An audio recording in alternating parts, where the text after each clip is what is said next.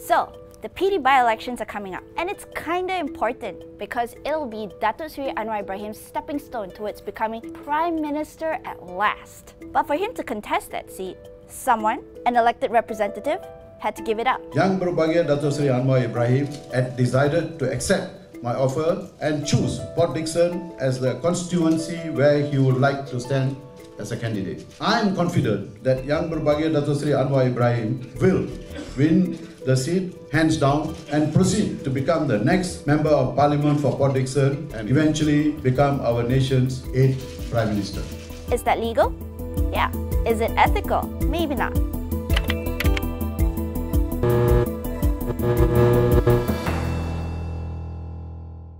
Okay, let's look at the reasons why the PD by-election could be a bad idea. Number one, it's going to cost an estimated 3.6 million ringgit of taxpayers' money. For perspective, that's over 7,000 people's worth of Bantuan Sara Hidup payments.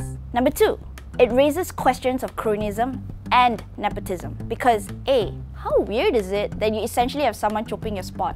I mean, it's illegal to hold a parking spot. What more, a parliamentary seat? And B, Anwar Ibrahim already has his wife and his daughter, as a member of parliament.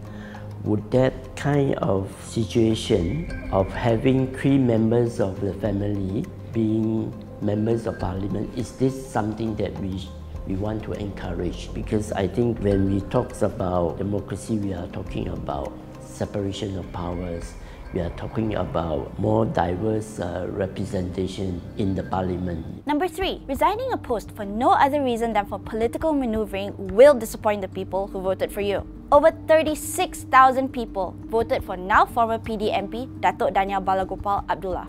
Many of them Army veterans. The National Patriots Association president said that they had hoped Daniel would be the voice for issues related to the military, as well as the welfare of veterans and retired police personnel. To fuel that hope, they actually helped fund Daniel's campaign. Well, they won't be getting a refund. In fact, people are so pissed, someone actually filed an injunction against Daniel's resignation.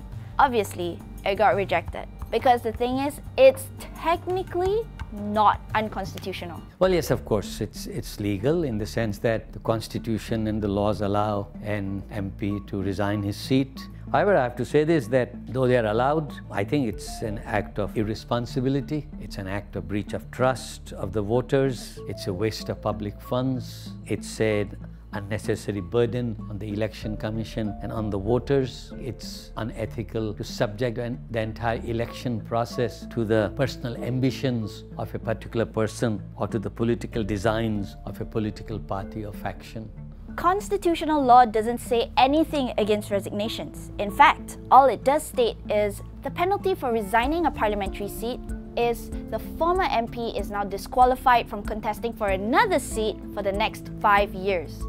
The party he or she represents goes unscathed, which would be fair if the resignations were for legit reasons. But when it's for stuff like getting someone a parliamentary seat so he can make Prime Minister, well, it makes one wonder if there is something that could be done about electoral laws. First, some bad news. It's kinda hard to make resignations illegal. I mean, are you gonna prosecute someone for having health issues or going through a personal tragedy? So, that's a hard no. Now that we've gotten that out of the way, here's the good news. The Election Reformation Committee has outlined 15 electoral reforms that will hopefully be in place by GE15, including separating the Boundaries Commission, the people who are in charge of designing the electoral borders, from the Election Commission. So there will be, theoretically, no gerrymandering. Also, they are considering changing our electoral system. And this is really relevant because it could mean no more by-elections. So Malaysia's current election system is fairly straightforward. It's called the first-past-the-post system, where MPs are elected in single-member districts or constituencies. Basically, the person with the most votes wins. Simple, right? Until complications arise, like resignations. Then it's by-election time. Unless someone resigns with less than 2 years to go till the next GE, which then means no representative in parliament till then, which is pretty insane if you think about it. The FPTP system has its fair share of cons, like the ability to essentially use this by-election thing to further political moves. Also, the fact that our constituencies only allow for a single representative means that we need to define the borders of each contested area. The problem with that is that it could lead to, trigger alert, gerrymandering. One major factor that is less of a trigger, but just as important, is this. Elections are won based on the percentage of votes, right? Okay, quick maths time. If 80% of the country turns out to vote, and a certain party gets, say, 50% of the popular vote, that means the ruling government has the support of only 40% of the people. That's not a lot. In countries where the voter turnout is even lower, the support could be less. Other parties who got, say, 40% of the popular vote, but lost in many constituencies, may end up having very few seats in parliament. Democratic elections lead to undemocratic results. Governments come to power. In England, 37% popular vote leads to 52% seats in the House of Commons. This disproportionality between votes obtained and seats won is a very serious problem. So yeah, our system, while easy to understand, has issues. What is being bandied around in electoral reform discussions is another type of system called proportional representation. There are three main types of proportional representation: party list PR, the single transferable vote or STV, and mixed member proportional representation. Party list means political parties define candidate lists and voters vote for a list. The relative vote for each list determines how many candidates are actually elected. The STV method uses small, multiple member districts with voters ranking individual candidates in order of preference. The strength of this system is that it would represent more different voices. Party that campaign on minority issues. This party or their candidates may get small number of votes in different constituencies, but if they combine together nationwide, let's say they get 5% of popular votes, that means they should get 5% of the parliament seats. The last method, mixed member proportional representation, is what experts think is the most viable option because it combines both PR and FPTP systems.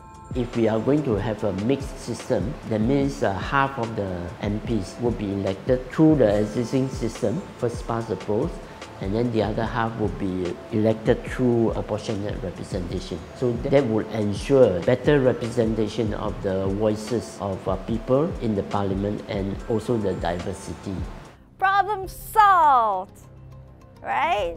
Systems are as good as the people who administer them. You can have the best system in the world. You can craft it with loving care. You can borrow good features from everywhere. But if the people who run the system lack integrity, they lack independence, they're more concerned about their future benefit than about the trust which is bestowed on them, then no system can work. Electoral system doesn't stand alone. It is interlinked, interlocked with many other aspects of our political, legal, constitutional system. So reforming the electoral system is good, but unless it is accompanied by other reforms in society, you'll have actually a vehicle in which there are parts with different efficiency and different age groups. It may not work so well. So there you have it. While we work towards an electoral system that has all its kinks ironed out and upholds democracy to the best of any system's ability, let's also work towards a better country to the best of our own ability.